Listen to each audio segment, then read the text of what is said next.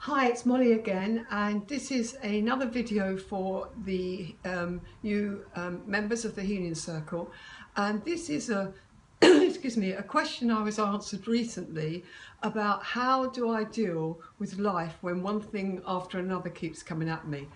And I'm sure that we have all had this experience at one time or another in our lives, and it isn't very pleasant, is it? It's awful. So I think first of all, I've known this in my past, and I've had this for many years on end at one point in time. But I do think that possibly the best way to deal with it is to realise that any shock, any emotion that you are feeling will only last for a certain amount of time. And once that initial shock has hit your body and hit your mind, and you just take that few minutes to allow it to come through and to allow yourself to experience it, you will notice that any emotion will then start to calm down. And slow your breathing down, bring the breathing right down slowly if you can, because that also calms the nerves and it calms the emotions.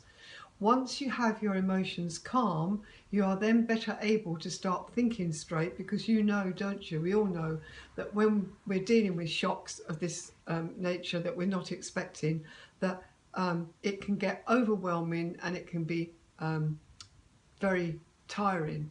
I would also suggest that you speak to somebody almost as quickly as possible, a friend or somebody you know really well, and just get the whole thing off your chest so it isn't fermenting and becoming toxic inside your body and inside your system.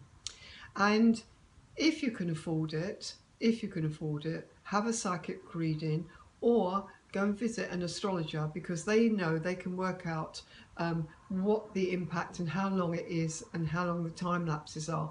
And that helps tremendously, because on the occasions when I have had lots of difficulties occurring one thing after another, when I was able to have a reading and hear the person say to me, this is only going on for another week, or you're going to turn the corner in, I don't know, 8 days, or it'll be sorted out, it's just a blip, that has helped me tremendously. So I hope that that's helped you today. And it is, oh dear, voice is going.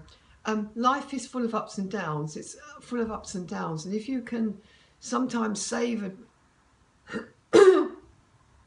excuse me everyone, if you can save a bit of money to have a buffer in the bank, that will help, because if you get a financial shock, you can handle it. If you have more than one friend who's special to you, have 4 friends who are special to you. If one lets you down, it won't matter if you've got another 3.